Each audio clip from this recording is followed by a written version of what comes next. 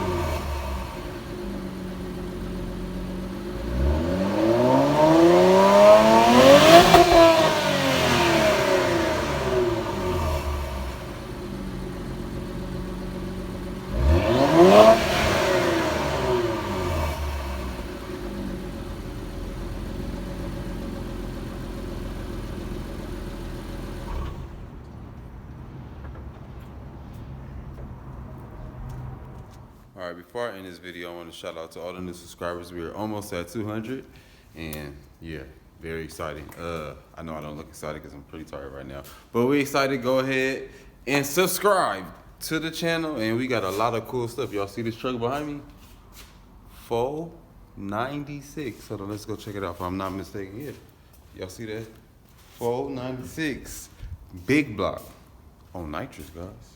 On nitrous. So we got a whole lot of cool stuff on the channel right here. Pro Charge SRT charger, 426 thing, and that thing makes over 800 horsepower. So go ahead and subscribe to the channel, everybody. Hit that like button, and I'll check y'all out later.